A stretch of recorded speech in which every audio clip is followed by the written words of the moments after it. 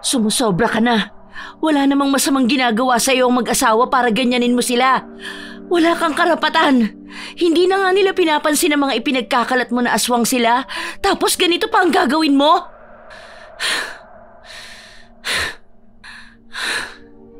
Tutal, tsismoso ka at matagal na rin akong naririndi sa bibig mo. Sana humaba ang dila mo at lumuwa na ang mga mata mo. Aba, isinusumpa mo ba ako? Mukhang nagkamali ako ng akala sa iyo Hindi ka lang pala malas at mangkukulam. Aswang ka pa. Mangkukulam? Aswang? Ganon. Pues, sinisigurado ko na mangyayari sa'yo ang lahat ng salitang binitiwan ko. Marami sa atin ang hindi naniniwala na maaari tayong makulam o maisumpa sa pamamagitan lang ng pagsasalita. Salitang ginagamitan lang ng emosyon at walang ritual o seremonyas ng pangkukulam. Pero nangyayari talaga yun. Lalo na kung ang nagbitaw ng salita ay isang tao na pinanganak na may kakayahan. Sinadya man nila o hindi, ay tila sumpa yun na didikit sa mga taong pinaglalabasan nila ng kanilang emosyon. Kagaya na lang ni Zia. Mabait at mapagpasensya siyang dalaga. Ngunit dahil sa isang pangyayari ay hindi niya mapipigilan ang kanyang galit at pighati. Dahil doon ay makakapagsalita siya ng hindi maganda sa kanyang kapwa. Ano kaya ang magtutulak kay Zia para magsalita ng sumpa sa ibang tao? Paano kung yun na ang simula para hindi na niya makontrol ang kanyang sarili na manghamak ng iba? Ano ang magiging papel ng kanyang matalik na kaibigan sa mangyayari? Halina't pakinggan natin ang istorya ni Zia na nangyari noon pang 2010. Zia, naihanda ko ng mga gulay na kinukuha mo sa akin. Ganun ba? Magkano babayaran ko?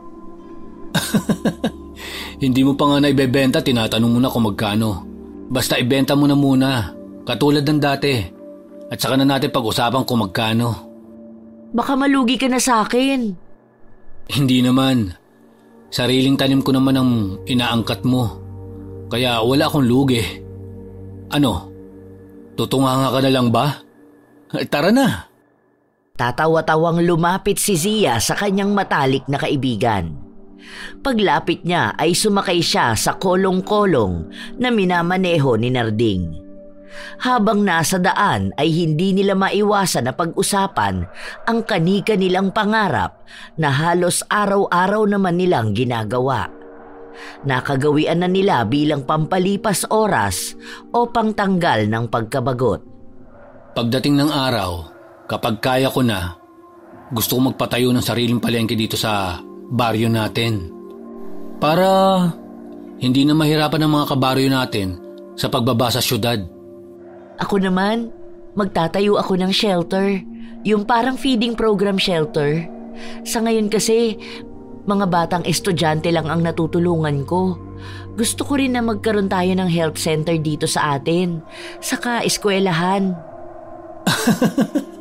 Ang dami mong gusto Pero malaki ang maitutulong nun sa mga kabaryo natin. Hindi ko nga alam kung bakit hindi magawa ni Kapitan ang mga ipinangako niya noon na libreng pagamutan dito sa atin. Malakas naman siya kay Gobernur. Hayaan mo na. Basta magsumikap tayo para unti-unti nating marating ang ating mga pangarap. Kahit alam kong mabagal, masasaan ba makakamtan din natin yun? Tama. Kaya magkatukayo tayo Nagtawanan pa ang dalawa sa sinabi ni Narding. Ilang minuto pa ang lumipas at narating na nila ang bukana ng taniman ng gulay ng binata. Nasa bandang ibaba ng bundok yun, kaya hanggang bukana lang ang kanilang sinakyang kolong-kolong. At para tuluyang marating ang taniman ay kailangan pa nilang maglakad. Sa kanilang paglalakad ay nasa lubong nila ang isa sa kanilang kapitbahay na si Sally na isang lalaking may pusong babae. Nang makita sila nito ay nahalata kaagad ng dalawa ang pagbabago ng ekspresyon nito. Umirap pa ito sa kanila Hay nako, ang lansa naman ng hangin dito. May dumating kasing nagpapanggap na Maria Clara para makapang-akit ng mga lalaki. Hoy Sally, inaano ka ba ng kaibigan ko? Naiinggit ka ba kasi babae siya? Ikaw hindi? Hayaan mo na lang. Huwag mo nang pansinin. Parang hindi mo naman kilala si Sally eh. Sobra na eh. Nakikiangkat lang din naman siya dito. Alam mo Nanding, sayang ka. Gwapo ka nga. Utu-utu ka naman. Ang sabihin mo, pinagnanasahan mo lang ako. Kaya ka siguro laging naiinis kay Zia. Dahil alam mong hindi kita papatulan. Ano? Ang kapal naman ng mukha nito. Tama na, Nards. Kunin na natin ang mga gulay. Maghahanda pa ako para sa meriendang ititinda ko mamayang 3:00. Magkasamang pinuntahan ng magkaibigan ang mga gulay na nakalagay na sa basket. Nang makuha nila yon ay bumalik sila sa bahay ni Zia. Pagdating pa lang doon ay pumasok na sa loob si Zia. Habang si Narding naman ay inayos sa may bandang bodega na katabi lang ng bahay ng dalaga ang mga gulay na kanilang kinuha. Pagpasok pa lang ay inasikaso na ni Zia ang paghahanda ng kanyang mga lulutuin. Kaunti lang ang ititinda ko ngayong Lunes. Mahirap na. Baka mamaya hindi na naman ako makaubos. Hay, uunahin ko na muna ang okoy. Mas matagal ang pagkakayod nun eh. Tapos isusunod ko naman ang pagbabalot ng Shanghai at lumpiang toge. Bukas na lang ako gagawa ng turon. Anong flavor kaya ng palamig ang ititimpla ko mamaya pang tinda? Sago na lang siguro. Totally, gulaman naman ang tinda ko kahapon. Sinimulan na ni Zia ang paggawa ng kanyang mga ititindang merienda. Habang si Narding naman ay umalis na nang maiayos na ang mga gulay. Ilang oras din ang kanyang inilaan para sa kanyang paghahanda. Hindi na rin niya namalayan pa ang oras. 11:00 na nang matapos siya. Kumain lang siya ng tanghalian bago sinimulang magluto ng mga paninda. Nang sumapit na ang 3:00 ay sinimulan na rin niya ang pagtitinda. Gamit ang tri-bike ay sumisigaw siya. Bili na kayo mga suki! Okoy! Shanghai! Lumpiang toge! Bili na kayo! Oh, Aling Linda! Merienda na po! May okay na po ako! Partneran mo na rin po ng sago! Naku, paniguradong makakaubos ako nito kapag kayo ulit ang buena mano. Natawa naman ang matanda nilang kabaryo. Magkaganon pa man ay bumili ito sa kanya ng marami. 7 okoy, 10 lumpiang toge, 10 Shanghai at 4 na sago. Batid niyang merienda ito ng matanda at ng kanyang anak na asawa naman ni Kapitan. Masayang masaya si Zia sapagkat sa unang benta pa lang ay may 250 na siya. Inilagay na niya sa supot ang mga pagkain. Habang ang mga sago naman, pagkaabot nun sa matanda ay isinunod naman niya ang mga sago. Salamat po Aling Linda. Sa susunod po ulit ha. Matapos magpasalamat, ipinagpatuloy niya ang kanyang pagtitinda. Ilang oras pa ang lumipas at halos maubos na niya ang mga yon. Pero nalibot na rin niya ang kanilang baryo. Kaya naman naisipan na lang niyang umuwi. Tutal ay 3 okoy at 5 Shanghai na lang ang natira. Naubos naman na ang kanyang palamig at lumpiang toge. Hay, uuwi na lang ako. Iuulam ko na lang ang mga ito. Tutal malapit nang mag-6:00. Masayang nagpedal ang dalaga pauwi sa kanyang bahay. Nang malapit na siya ay nakita niya na may babae at lalaking may edad na nakatayo sa katapat na bahay na ilang buwan na ring walang nakatira. Sa pagkakatanda niya ay paupahan yun ni Aling Linda. Kaya naman, bilang mabait na kapitbahay ay nilapitan niya ang mga ito. Hello po! Kayo na po ang bagong titira dyan? Ay! Oo, kami ng aking asawa ang titira dito. Talaga po? Ay, ako nga po pala si Zia. Ako po ang nakatira dun sa katapat ninyo na bahay. Bilang pagsalubong ko po sa inyong pagtira dito sa aming baryo, ibibigay ko na lang po ito sa inyo. Kaso, kailangan nyo na lang pong initin. Nangunot ang noo ni Lydia habang nakatingin sa supot na kanyang inaabot. Habang ang lalaking kasama naman nito ay napangiti. Dahil sa nakitang ngiti ni Zia ay mas lalo pa niyang nilawakan ang kanyang ngiti. Tinitigan din niya ang lalaki. Mababakas ang kabaitan at kahinahunan sa mukha nito. Naaalala niya ang kanyang yumaong lolo. Nang abutin yun ni Aling Lydia ay nagpasalamat ito sa dalaga. Kasunod nun ay nagpaalam na rin si Zia. Maraming salamat, iha. Sige po, magandang gabi po. Uwi na rin po ako. Ay, hindi ko pa po pala alam ang pangalan nyo. Nakakatuwa ka namang bata. Ako nga pala si Lydia. Ito naman ang aking asawa na si Rico. Sige. Uuwi na po ako, Aling Lydia, Mang Rico. Magandang gabi po ulit. Malaki ang ngiti ng mag-asawang kumaway pa sa dalagang nakatira lang sa katapat nilang bahay. Nang makita nilang nakapasok na ito sa bakurang gawa sa itinaling kahoy, ay sakalang sila pumasok sa kanilang bagong bahay. Habang si Zia naman, nakakapasok lang din sa kanyang bahay, ay masiglang nililigpit ang kanyang mga lalagyan ng paninda. Hinugasan na niya yon bago binilang ang kanyang napagbentahan. Nang matapos na siya, ay sakalang niya naalalang wala nga pala siyang uulamin dahil ibinigay niya yon sa bagong katapat bahay. Naku, nakalimutan ko. Wala nga pala akong ulam. Ano kayang pwede kong iluto? Tama. Alam ko may natira pa akong giniling eh. Igigisa ko na lang. May mga gulay naman ako. Hindi naman siguro ako malulugi kung babawas ako sa paninda ko bukas ng umaga. Lalagyan ko na lang ng repolyo. Yun nga ang ginawa ni Zia. Nang matapos na siyang magluto ay kumain na rin siya.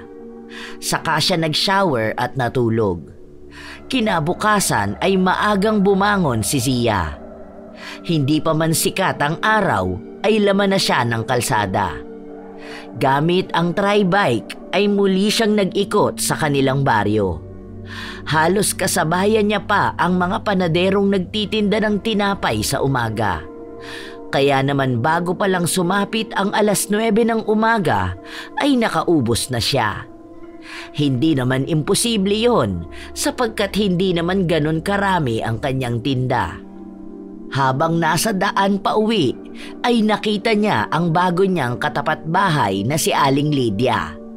Bumibili ito sa isang tindahan.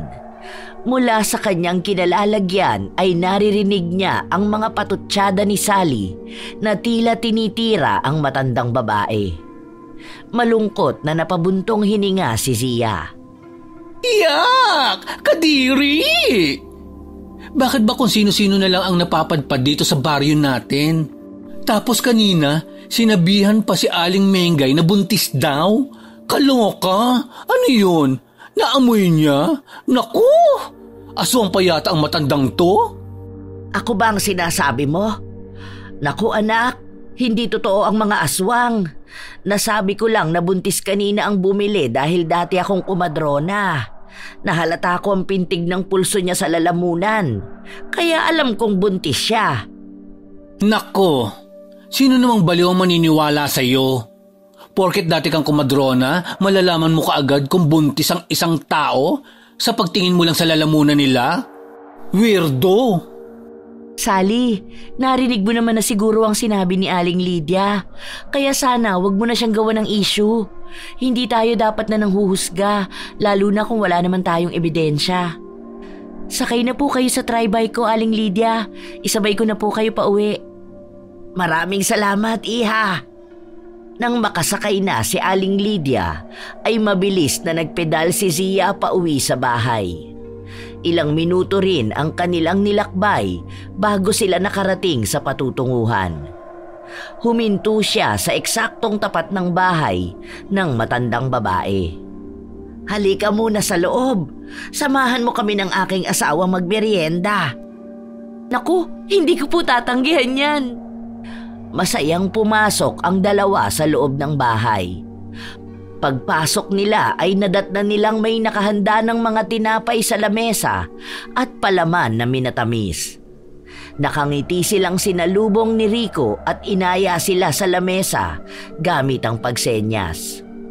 Nagtataka man si Zia kung bakit sumenyas lang ito sa kanila, ngunit ipinagkibit balikat na lang niya yon, sapagkat ang pakay lang naman niya ay makipagkaibigan sa mag-asawa. Pakiramdam niya kasi ay parang kasama niyang muli ang kanyang yumaong lolo at lola. "Maupo ka na, iha. Masarap ang ginawang minatamis na palaman ng asawa ko. Gawa yan sa laman ng buko at pulang asukal." "Aba, mukhang masarap po. Pwede rin po palang gawing palaman ng buko?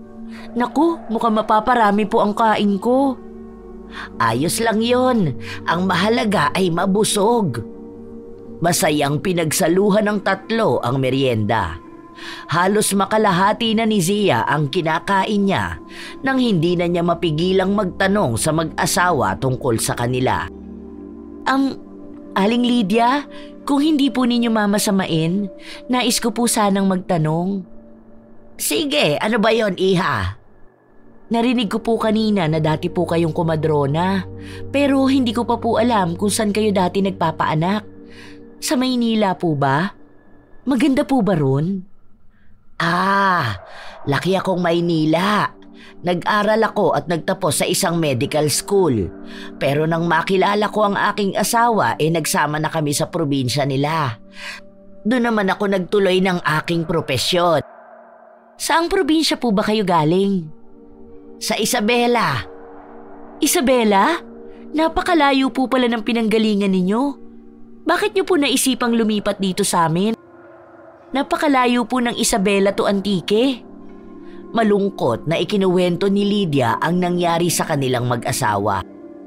Ayon sa matandang babae ay pinalaya sila ng kanilang anak na lalaki na nagkaroon na ng sariling pamilya. Dahil na rin sa hindi na sumasapat ang sahod nito para sa sariling pamilya at sa kanilang mga magulang niya.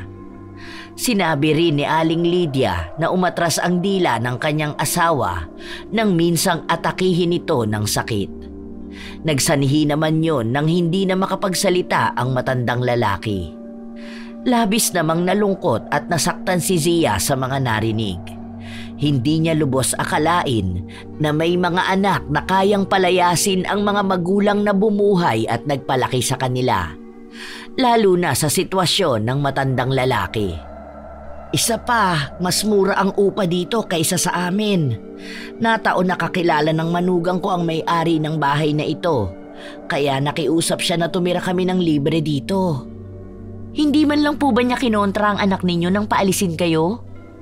"Kinontra niya, pero mas pinili na lang din namin ang lumayo at mamuhay ng aking asawa sa isang tahimik at payapang lugar.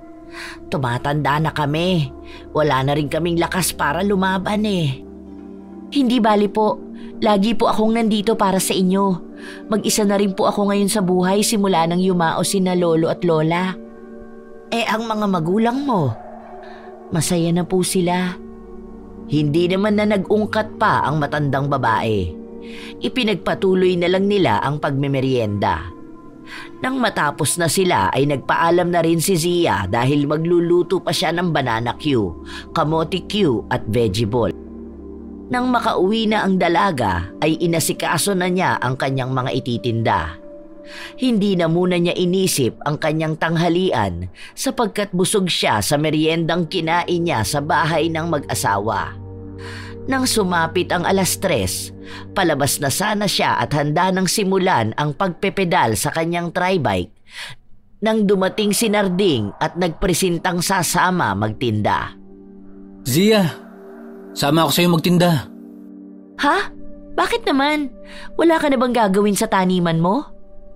"Naku ha, wala akong pambayad ng upa sa'yo." Libreng merienda lang, sapat ng bayad. Kaya isama mo na ako. Isa pa, babantayan kita. Baka mamaya, bigla mo na lang makasalubong yung baklang Shokoy eh. Uy, masama yan ha. Hindi ka dapat nagsasabi ng ganyan sa kapwa mo. Kahit pa mag-isip ng masama laban sa kapwa. Ako, pwede. Ikaw, bawal. Wala naman akong kakayanan tulad ng sayo eh. Ikaw talaga? Pinaalala mo pa?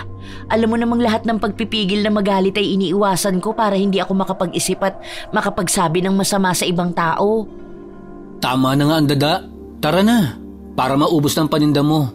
Tapos, tatambay muna ako dito sa bahay mo.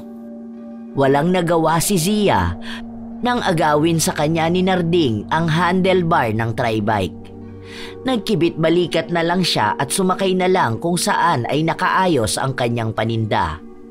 Mabuti na lang at payat siya, kaya naman nagkasya siya sa maliit na espasyo ng upuan na patungan niya ng kanyang basket na may lamang mga supot.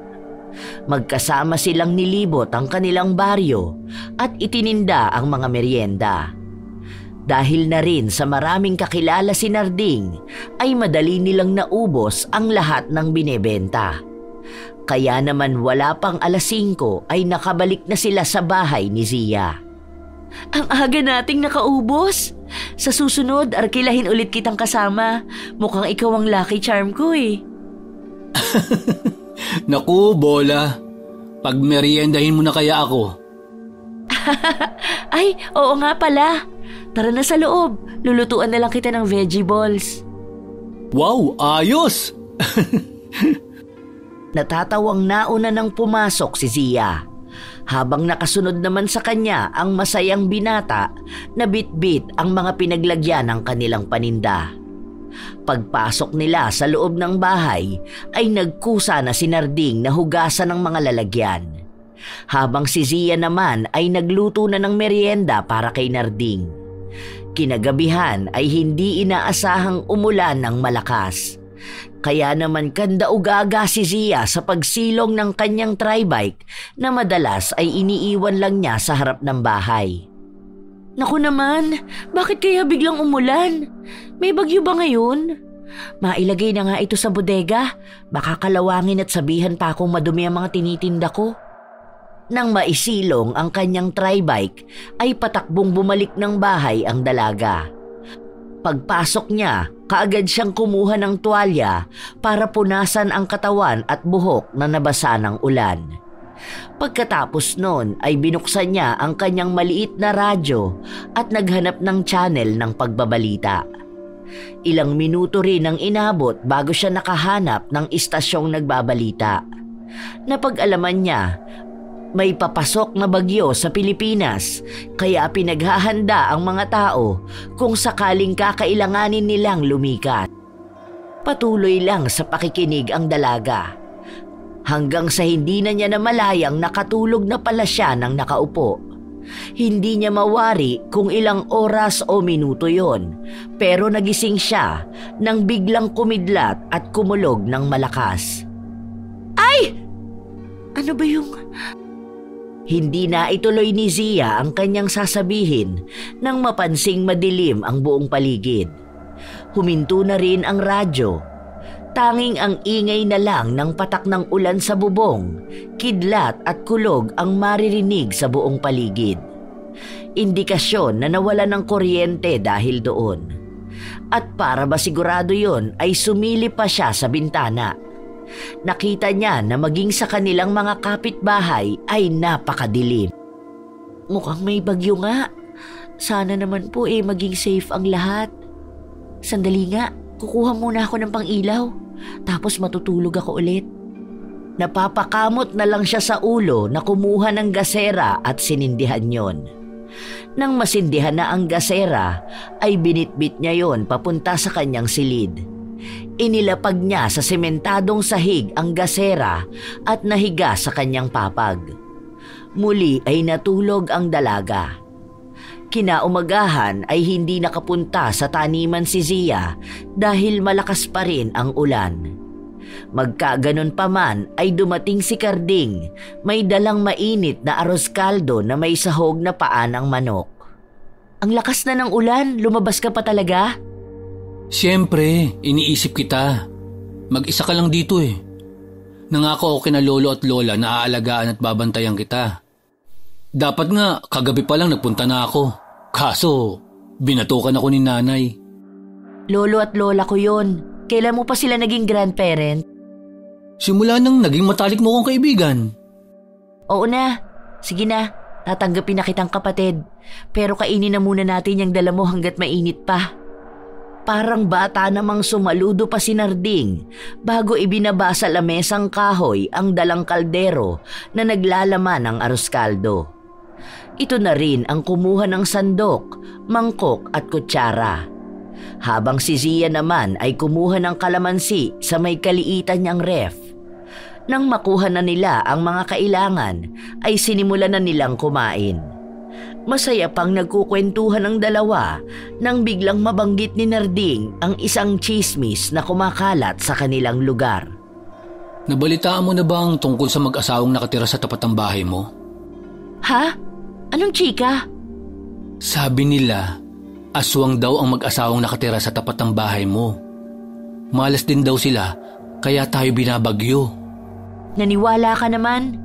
Alam mo, hindi mo dapat pinaniniwalaan ng isang bagay na wala ka namang ebidensya.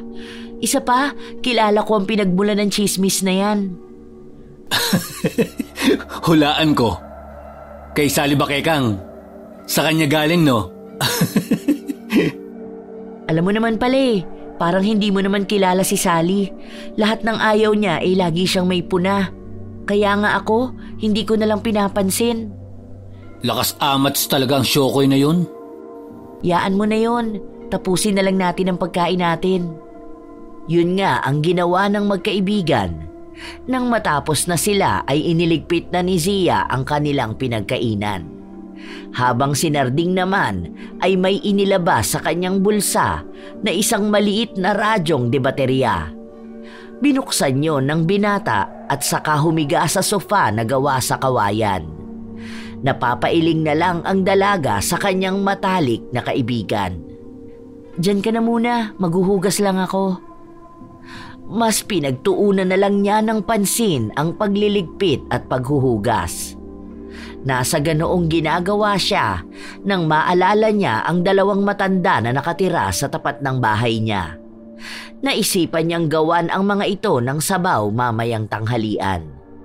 Kaya nang matapos sa paghuhugas ay inihanda na niya ang mga rekado para sa sinigang na isda. Habang si Narding naman ay nakikinig ng mga balita. Pagsapit ng tanghali, tapos na rin siyang magluto ay doon lang napansin ni Zia na nakatulog ang kanyang matalik na kaibigan sa sofa. Nakatulog na pala si Narding? Hindi siguro nakatulog ng maayos to kagabi. Di bale, mamaya ko na lang siya gigisingin. Dadaling ko na lang muna ang sinigang kila Mang Rico at Aling Lydia. Mas masarap higupin ng sabaw kapag ganitong mainit pa. Dahan-dahang lumabas ng bahay si Zia. Hawak niya sa kaliwang kamay niya ang isang maliit na kaldero na naglalaman ng sinigang. Habang sa kanan naman ay ang payong na ginamit kanina ni Narding. Nang makalabas na siya ay malalaki ang kanyang hakbang patawid sa pagitan ng kanyang bahay at ng mag-asawa. Pagdating sa harap ng bahay ng mag-asawang matanda ay kumatok siya ng 3 beses. Ilang sandali pa, pinagbuksan siya ni Mang Rico. Kaya naman iniangat niya ang dala niyang kaldero. Hello po, nagluto po ako ng sinigang na isda. Masarap po ito habang mainit pa. Zia, ikaw pala yan, iha. O, anong atin? Naisip ko lang po na dalhan kayo ng sinigang na isda. Masarap po ito. Nag-abala ka pa. Maraming salamat dito ha. Halika, tumuloy ka muna. Naku, hindi na po. Bibisita rin po kasi ako sa bahay. Dinalang ko lang po talaga kayo ng sinigang. O sige, maraming salamat ulit dito sa ulam. Pagkatapos ng paalamanan ay bumalik na si Zia sa kanyang bahay. Pagpasok niya ay inabutan niyang pupungas-pungas na naglalagay ng 2 plato sa lamesa ang kanyang matalik na kaibigan. Natatawa pa siya nang muntik itong matapilok. "Hoy, ako na dyan! Mukhang nasa dreamland ka pa." Saan ka galing? Ang lakas-lakas ng ulan, lalabas ka pa. Dinalang ko lang na sinigang sina Aling Lydia at Mang Rico, yung mag-asawang bagong lipat. Hindi ka natakot? Ay bakit naman ako matatakot? Huwag mo sabihin na naniniwala ka sa chismis. Hindi naman. Ayoko lang na mapahamak ka. Alam mo namang magkapatid na tayo eh. Ay nako, gutom lang yan. Maupo ka na dyan at ihahain ko na ang tanghalian. Yun nga ang ginawa ng dalaga. Nang maiahin na niya ang kanin at ang kanilang ulam, ay sinimulan na rin nila ang kanilang tanghalian. Masaya nilang pinagsaluhan yon. Nang matapos na silang kumain ay nakinig na lang sila ng balita. Mas lumakas din ang bugso ng ulan na sinamahan pa ng malakas na hangin. Habang nakikinig ay nagulat ang dalawa nang iulat sa radyo na nagkaroon ng malaking pagguho ng lupa sa kanilang lugar. Nagkatinginan pa ang magkaibigan at tila nagtatanungan ang mga mata kung pareho ba sila ng narinig. May pagguho ng lupa dito sa atin? Naku, tama ba ako nang narinig? Yun nga rin ang narinig ko. Ang mabuti pa umuwi ka na muna at tignan mo sila tita. Sige, huwag kang lalabas ha. Nag-aalalang tumangulang ang dalaga, habang si Narding ay nagmamadaling umalis. Iniwan na rin nito ang radyo na kanilang ginagamit para makakuha ng balita. Nang makaalis na ang binata ay taimtim na nagdasal si Zia para sa kaligtasan ng kanilang lugar. Nang sumapit na ang gabi ay huminto na rin ang ulan. Ngunit mababakas ang naging epekto ng bagyo sa labas ng bahay ng bawat residente. Pero may isang babae ang nasa gitna ng dilim na may dalang gasera. Kalalabas lang nito sa bahay ni na Aling Lydia. Mababakas ang pagkaaligaga sa mukha nito. Tumatakbo ang babae at parang takot na takot. Nakadungaw naman sa may bintana ng oras na yon si Zia. Kaya naman kitang-kita niya kung sino ang babaeng yon. Ate Hilda? Anong ginagawa niya sa oras ng gabi? Nag-away na naman kaya sila ni Kapitan? Anong ginawa niya kila Aling Lydia? Tatawagin na sana niya ito, ngunit napakabilis na nawala nito sa kanyang paningin. Sa pakiwari niya ay lumiko ito sa daan papunta sa paanan ng bundok. May pagtataka man sa kanyang isipan ay ipinagkibit balikat na lang niya ito at nahiga na sa kanyang papag para matulog. Kinabukasan ay nagising si Zia dahil sa malalakas na katok sa kanyang pintuan. Naalimpungatan siya at dali-daling tinungo ang pinto ng bahay para malaman kung sino ang kumakatok na yon. Ilang sandali pa ay nabuksan na niya ang pinto at bumungad sa kanya ang kanyang matalik na kaibigan. Narding, kaaga-aga nang bubulabog ka. May nangyari bang hindi maganda? Nabalita mo ba yung nangyari kay Ate Melinda? Yung buntis na pinunan noon ng bago mong kapitbahay at sinabihang buntis? Hindi pa. Ano bang nangyari? Natagpuan siyang patay at wakwakan siyan. Sabi nila, parang kinuha ang sanggol sa kanyang sinapupunan. Ayoko maniwala nung una, pero nakita ko rin ang kanyang katawan. Hiwa sa gitna at mukhang dinukot ang anak niya sa loob ng tiyan niya. Ha? Mahabaging Diyos! Teka, saan siya natagpuan? Malapit sa paanan ng bundok. Biglang napaisip ang dalaga sa sinabi ng kanyang matalik na kaibigan. Sapagkat kagabi lang ay nakita niya ang asawa ng kapitan na doon nagtungo. Nag-aalangan man, pero mas nangingibabaw sa kanyang puso ang pag-aalala. Si Ate Hilda. Ha? Bakit si Ate Hilda? Anong kinalaman niya kay Ate Melinda? Kagabi kasi, nakita kong doon din nagdaan si Ate Hilda. Nag-aalala ko na baka may masamang nangyari sa kanya. Maayos lang si Ate Hilda. Baka naman nag-away na naman sila ni Kapitan at sinaktan na naman siya. O baka naman namalikmata ka lang. Hindi, sigurado ko na siya yung nakita ko kagabi. May dala pa siyang gasera. Huwag ka nang mag-alala. Kanina sa kumpulan ng mga tao, nakita ko siya. May black eye na naman at puno ng pasa ang braso. Kaya paniguradong nag-away na naman sila ni Kapitan. Kaya malabong makita mo siya. Sa bugbog na tinamo niya, imposibleng makalabas siya kagabi. Hindi na lang umimik si Zia dahil alam niya sa kanyang sarili na hindi siya namalikmata. Alam niya na si Hilda ang kanyang nakita. Ngunit ang labis na ipinagtataka ni Zia ay paano nangyari na may namatay sa lugar kung saan niya nakitang nagtungo ang asawa ng kapitan.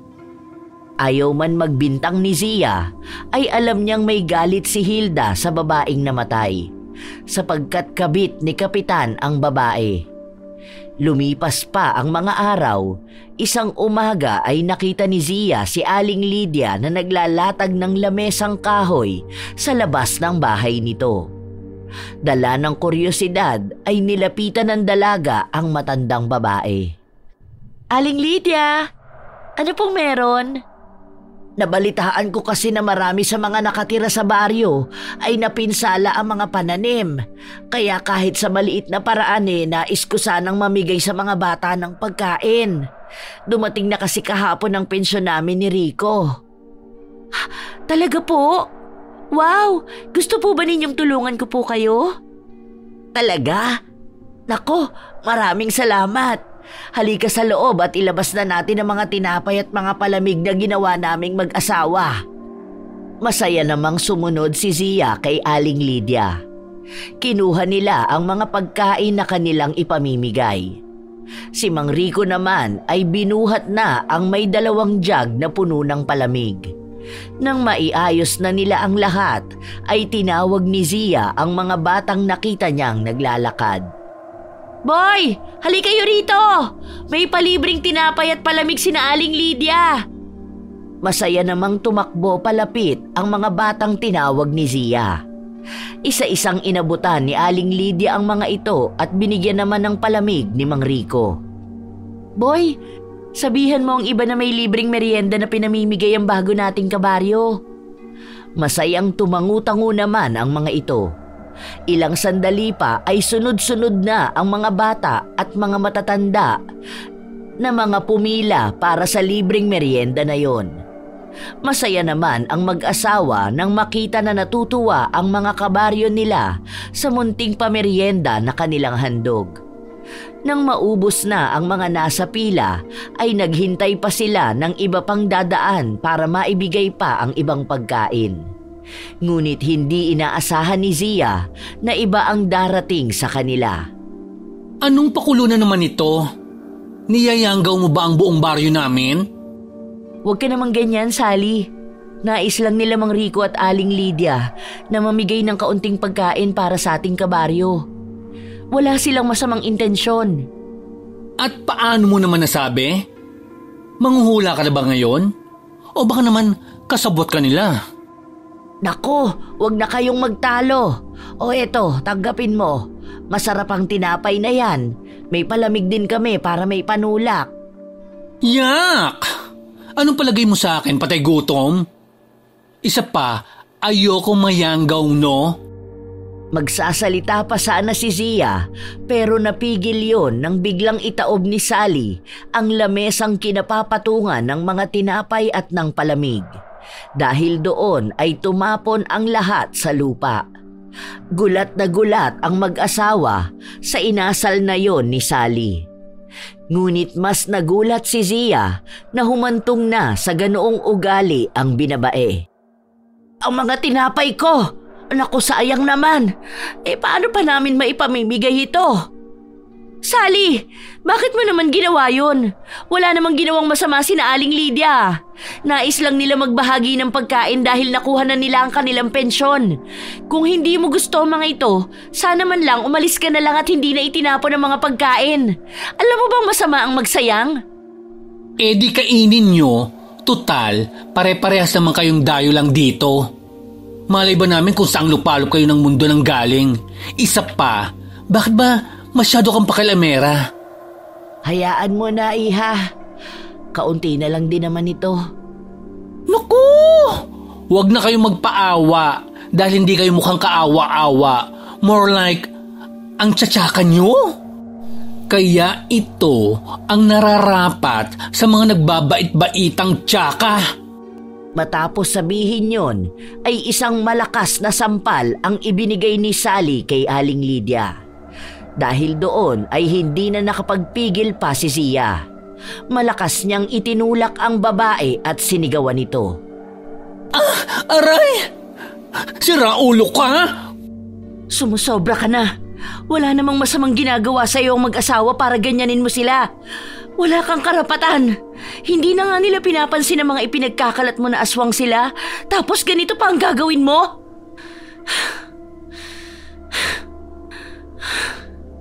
Tutal, tsismoso ka at matagal na rin akong naririndi sa bibig mo. Sana humaba ang dila mo at lumuwa na ang mga mata mo. Aba, isinusumpa mo ba ako? Mukhang nagkamali ako ng akala sa'yo ah. Hindi ka lang pala malas at mangkukulam. Aswang ka pa. Mangkukulam? Aswang? Ah, ganon. Pues, sinisigurado ko na mangyayari sa'yo ang lahat ng salitang binitiwan ko. Ah, ganon? Nang makatayo na si Sally sa pagkakasadlak, ay akmang susugod na ito kay Zia. Ngunit biglang dumating si Narding at kaagad na gumitna sa dalawa. Mababakas ang labis na pag-aalala sa mukha nito sapagkat narinig niya ang lahat ng binitiwang salita ng kanyang matalik na kaibigan at alam niya sa sarili niyang hindi maganda ang magiging resulta nun sa dalaga. Tama na, huwag na kayong mag-away. Sally, ang mabuti pa, umalis ka na. Pasalamat ka talagang bruha ka at nandito si Nanding. Dahil kung hindi, sisiguraduhin kong gagapang ka pa uwi sa bahay mo. Pagkasabi nun ay umalis na si Sally. Pagkatapos ay hinila ni Narding ang kanyang matalik na kaibigan pauwi sa bahay ng dalaga.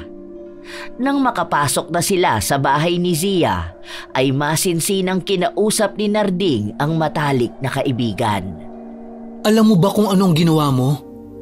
Di ba nangako ka kina lolo at lola na hindi ka magsasalita ng mga masasama tungkol sa iyong kapwa?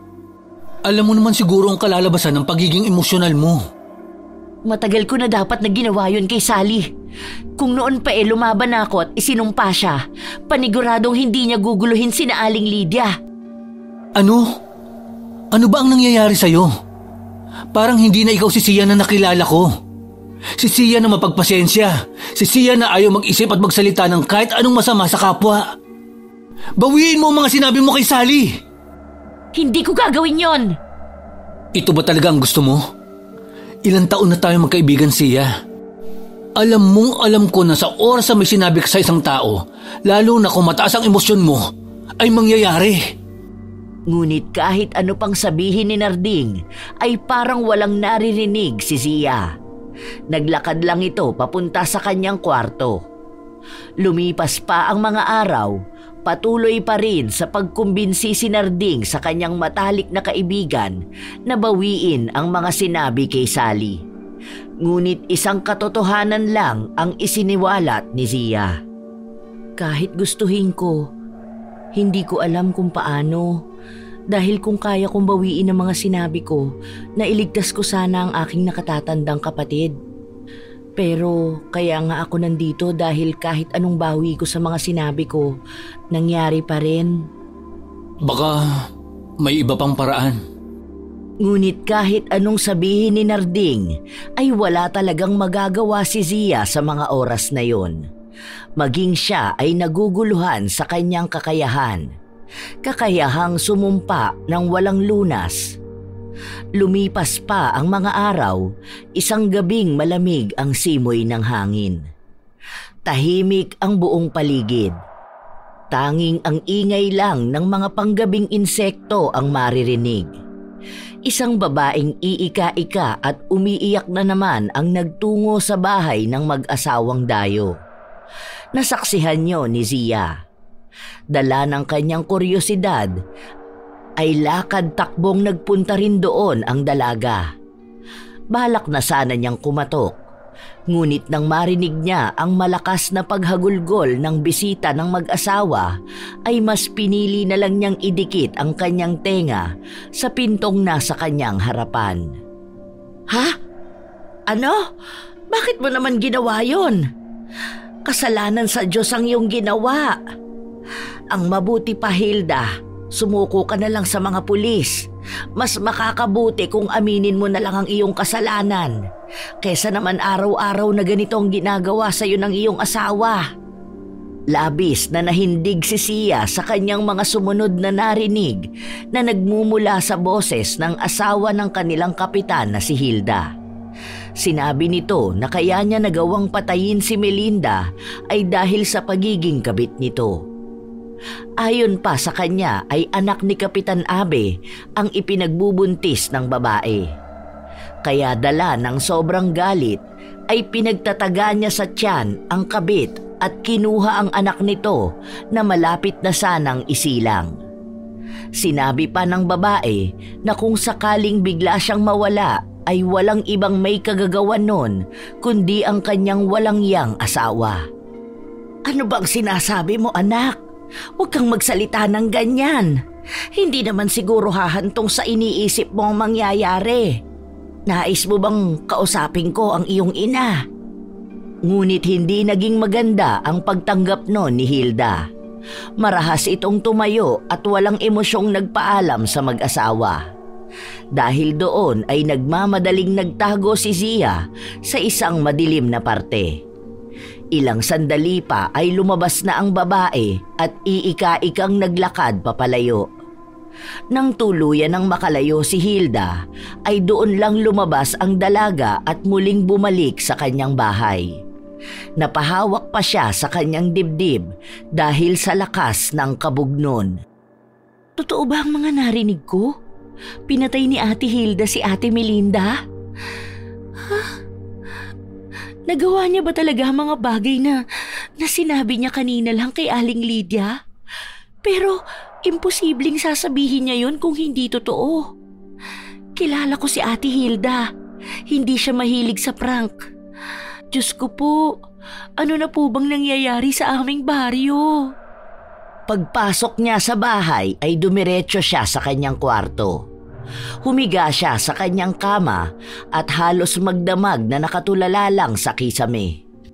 Hindi na rin niya namalayan kung anong oras ba siya nakatulog. Kinabukasan ay nagising si Zia dahil sa ingay na nanggagaling sa labas. Parang may nagkakagulo. Natatarantang tumayo siya para mag-usisa. Paglabas niya ng kanyang bahay ay nakita niya ang ilan sa kanilang kapitbahay na nagmamadaling magtungo sa iisang direksyon. Walang pag-aalinlangang nakigulo rin siya sa iba. Sinubukan pa nga niyang magtanong, pero walang ibang sinagot ang kanyang napagtanungan kundi patay. Nagulat man ay sumunod na rin siya sa iba. Sana mali ang aking hinala. Ayokong isipin na maaaring magkatotoo ang mga binitawang salita ni Ate Hilda. Pero kinakabahan talaga ako. Kasama ang ilan pa nilang kabaryo ay narating nila ang isang lugar kung saan natagpuan din noon ang katawan ng kabit na si Melinda. Malayo pa lang ay nakita na niya ang kumpol ng mga tao. Dinig na rin niya ang mga palahaw ni Kapitan Abe. Palahaw na lalong nagpadagdag ng hinala sa kanya. Kung tama ang kanyang pagkakaalala, ay parang nagpapaalam na si Ate Hilda kagabi sa mag-asawang dayo. habang ang kanilang kapitan ay panay ang iyak at sigaw ng pagdadalamhati. Hilda! Sino ang hayop na gumawa sa iyo nito? Bakit? Hilda! Asawa ko! Sa kabila ng ipinapakitang pagdadalamhati ni Kapitan Abe, ay malakas ang kanyang hinala na ito ang tunay na salarin sa nangyari ngayon sa asawa nito. Bagamat hindi niya nakikita ang itsura ni Hilda, ay alam niyang dumanas ito ng hirap at pasakit bago ito mamatay. Aalis na sana siya para umuwi na lang nang biglang nagbitaw ng mga salita si Kapitan Abe. Alam ko na ang mag-asawang aswang ang may gawa nito. Simula nang dumating sila, pangalawang babae na ang namamatay. At parehas na buntis pa. Kaya dapat silang managot.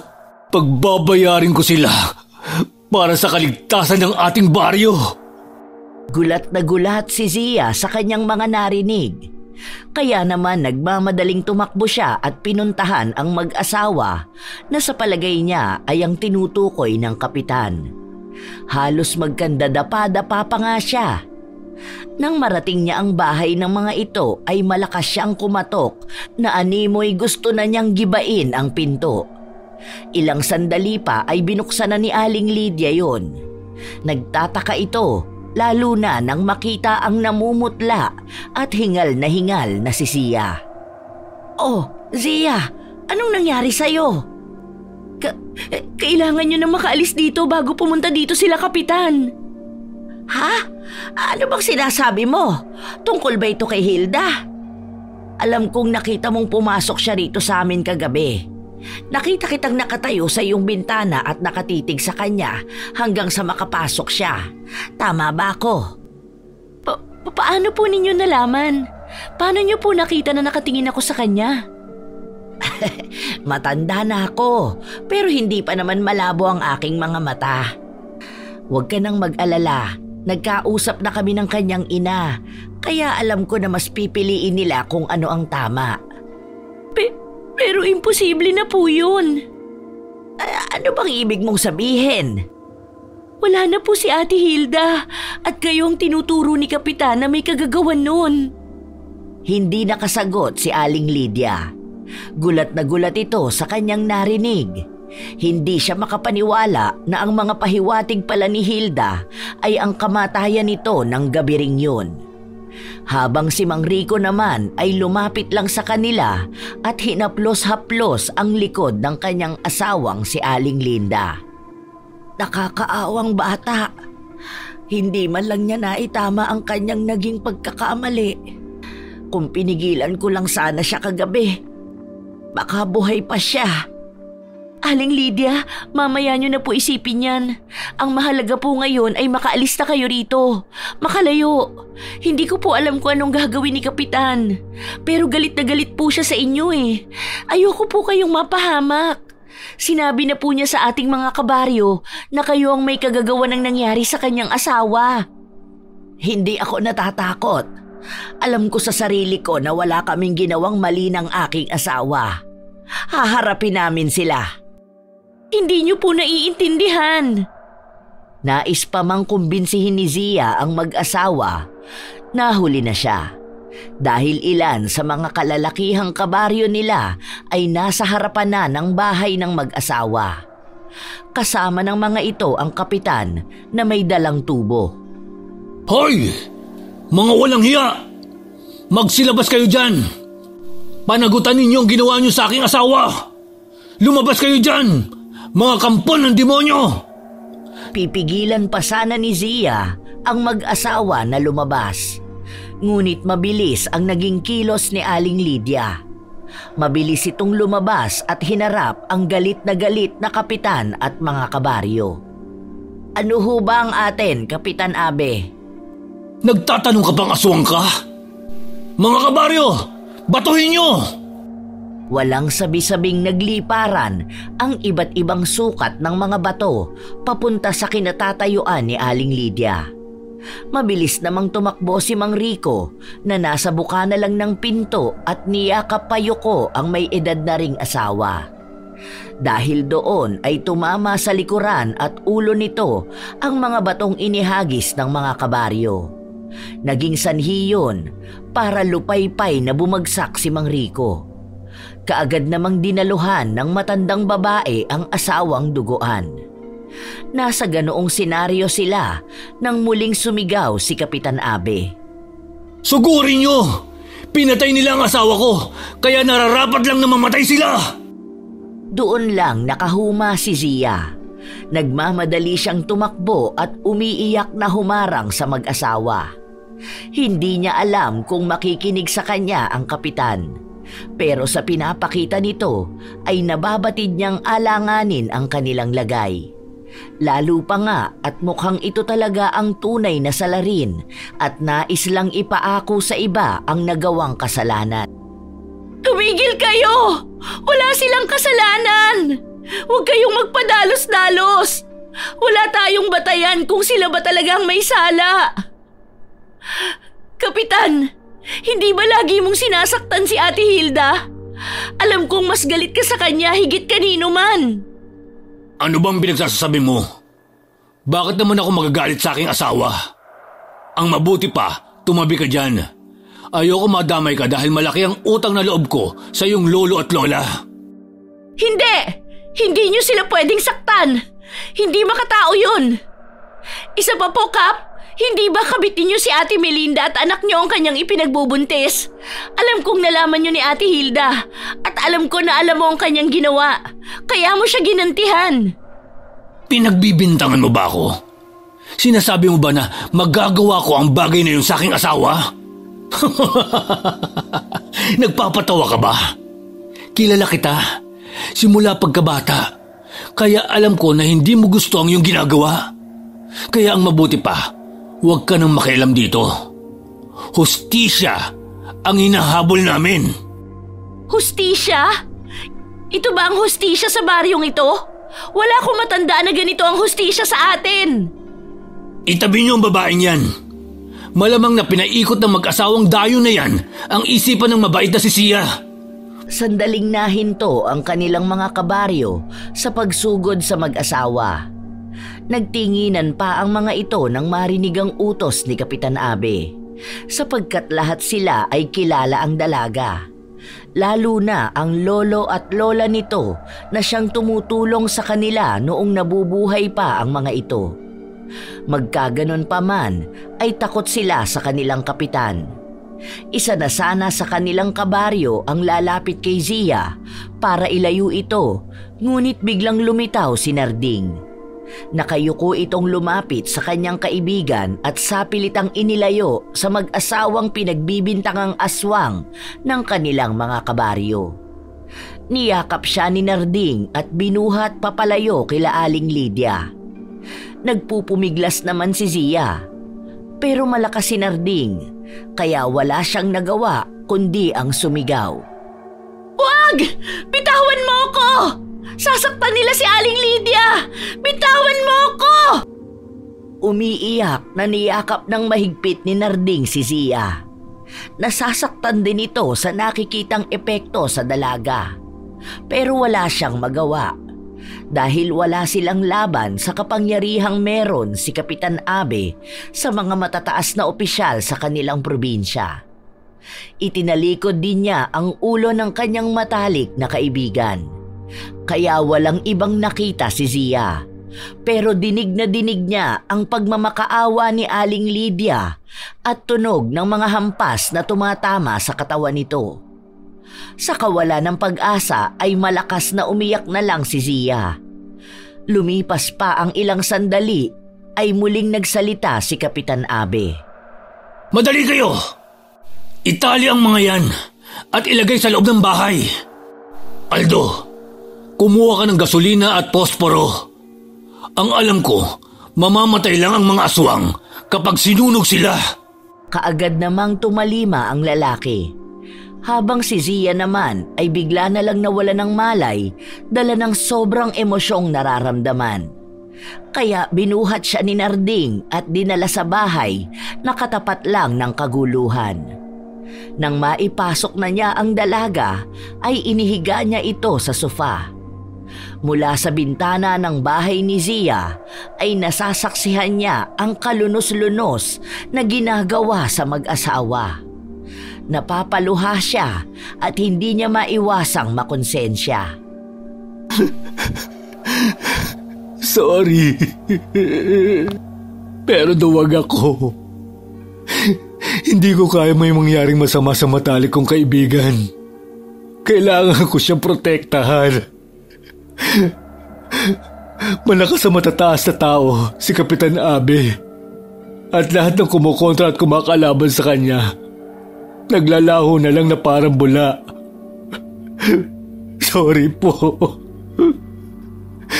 Hindi ko kayang panindigan ang paniniwala ko na wala silang kasalanan. At hindi totoo ang kumakalat na balita.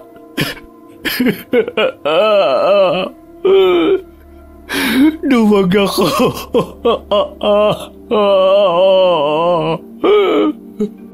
Ilang oras din na walang malay si Zia at nang magkamalay na siya ay kaagad siyang tumayo. Mula sa bintana, natatanaw niya ang naubos na bahay ng mag-asawang Dayo.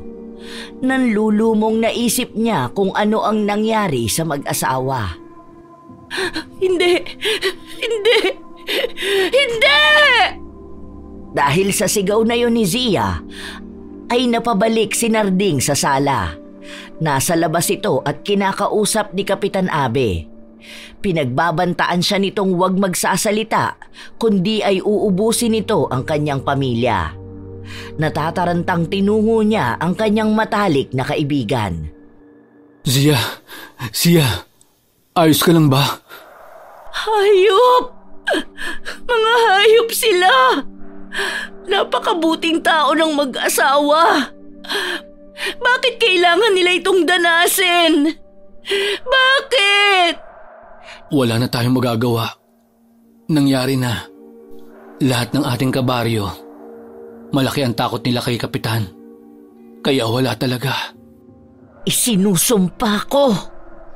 Hindi pa tatahimikin ang konsensya niya si Kapitan at ang ating mga kabaryo. Isinusumpa ko. Mararamdaman at mararanasan ni Kapitan ang hagupit ng bawat palo na binigay nila sa mag-asawa. Mararamdaman niya ang bawat hampas at bawat kirot na naramdaman nila Mang Rico at Aling Lydia. Nais mang kontrahin ni Narding ang matalik na kaibigan at pagsabihan nito ay tila wala siyang lakas. Sapagkat maging siya ay yun din ang nais. Ang maparusahan ang tunay na masama. Lumipas ang mga araw. Halos maghapong nasa bahay ni Zia ang kanyang matalik na kaibigan na si Narding. Sinusuyo niya ang nagtatampong kaibigan. Galit ka pa rin ba sa akin? Kahit kailan ay hindi ako nagalit sa'yo. Totoong nagtampo ako. Pero para na tayong magkapatid. At isa pa, naisip ko rin na wala namang magagawa ang tampo ko sa'yo para mabigyan ng hustisya ang nangyari sa dalawang matanda.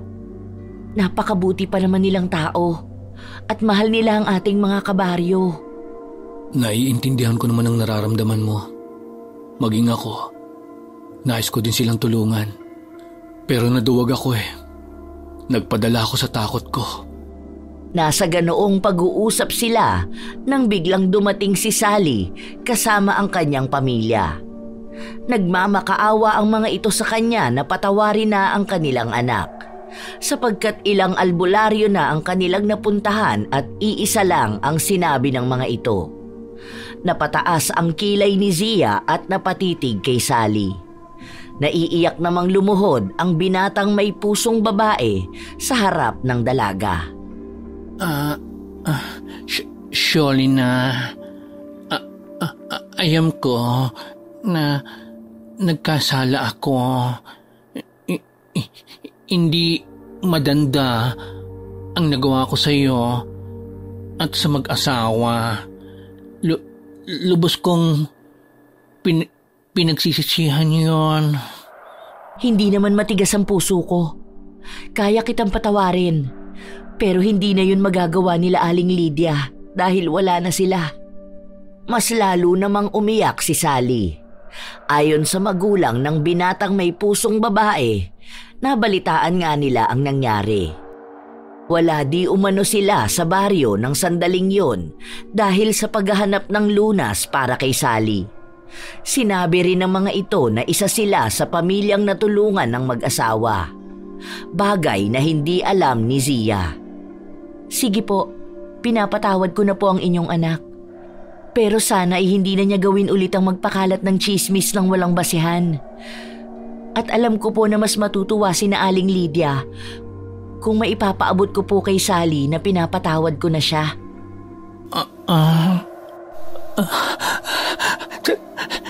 Salamat. Salamat talaga, Jill. Salamat.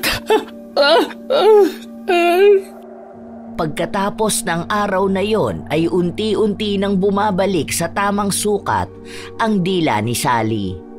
At nang tuluyan itong gumaling ay kaagad na nakipagkaibigan siya sa dalagang lagi niyang inaaway noon. Dahil doon ay lagi silang magkakasamang tatlo. Si Sally, si Narding at siya. Habang si Kapitan Abe naman ay nangangayayat at nanlalalim na ang mga mata. Lagi pa nitong sinasabi na nakikita niya ang mag-asawang matanda at si Ate Hilda. Isinasama daw siya ng mga ito. Isang umaga ng Sabado ay nagkakagulo sa harapan ng bahay nila Kapitan. Maraming kapulisan ang naroon. At dahil dakilang tsismosa si Sally, ay mabilis itong nakasagap ng impormasyon. Anong nangyari? Mukhang tinamaan ang sumpa mo. Mangkukulam ka kasi. Maganda naman. Ay nako, marami sa ating mga kabaryo ang nagtulong-tulong para makalapit sa pinakamataas na opisyal ng ating probinsya ang impormasyong naganap dito. Yung hindi makataong ginawa nila sa pobre mag-asawa. At alam nyo ba na inamin nila na si Kapitan ang pasimuno ng pagpatay sa kanila? Nagbago ang isip nila? Tumpak! Ang una daw, akala nila na dadalhin lang sa bayan ng mag-asawa para ikulong. Pero karamihan sa kanila nag-alinlangan nang utusan silang sunugin ang bahay na nasa loob sila Aling Lydia. Sayang nga hindi ko man lang nahingan ng tawad ng personal ang dalawa. Musang ka talaga. Akala ko noon, walang silbi ang malaki mong tenga. Sa gitna ng biruan ng dalawa ay nahinto ang mga ito nang ilabas na si Kapitan Abe ng mga pulis. Nangangalumata ito at kahit nakaposas na, ay mahigpit ang kapit ng pulis na nag-aalalay. Nang malapit na itong isakay sa mobil, ay bigla na lang nagwala ang kapitan. Nagsisigaw ito at takot na takot. Tama na! Tigilan niyo na ako! Mga demonyo kayo! Tigilan niyo na ako! Nagulat ang lahat nang bigla na lang kunin ni Kapitan Abe ang nakasuksok na baril ng pulis sa tagiliran nito. Tinanggal ng kapitan ang safety pin nun at kinasa. Pagkatapos ay walang kagatol-gatol na tinutok niya sa kanyang sentido ang baril at kinalabit yun. Nagulat ang lahat sa kanilang nasaksihan, maging ang tatlong magkakaibigan. Nagkagulo na rin ang mga pulis na dapat ay huhuli lang dito. Mahirap man paniwalaan, pero kahit ang simpleng salita lang na ating bibitawan ay maaaring magkatotoo at magdulot ng sigalot at trahedya sa ibang tao. Kaya maging maingat tayo sa pagbibitaw natin ng mga salita patungkol sa ibang tao. Lalo na kung ito ay negatibo o sumpa. Sa isang banda ay sinasabi rin sa atin ng istorya ni Zia na kahit gaano pa kahaba ang iyong pasensya, ay lagi pa rin yung may hangganan. Ganun pa man, hindi yon sapat na dahilan para basta na lang tayo magpapakawala ng mga salitang hindi maganda. Lalo na kung ito ay pagnanais na mapahamak ang ating kapwa. Lagi nating babantayan ang ating mga bibig at iingatan ang mga salita. Shout out sa ilan sa mga solid na tagapakinig ng mga istorya ni Lola Telang. Roselyn Del Rosario ng Oman, Maria Lynn Anacta, Ate Aya, Dennis Paliok, Mike James Tapak, Maria Elena Tapak, Lynn Hondrade ng Dubai, Salve Fajardo, Aqua Marilu Umbal, Rosemary Ochua, Hasmin Ali ng Jensan, Jeneline Trapago, Phil Mania SM, Jessa Jacob, LGU Nasipit HR Office, Crystal Po, Dodds Junko, Junhee 7996, at ang mga mananahi na taga Mahabang Parang, Angono, Rizal. Hanggang sa susunod na istorya, mga apo, aasahan ko kayong muli. Maraming salamat sa inyong lahat.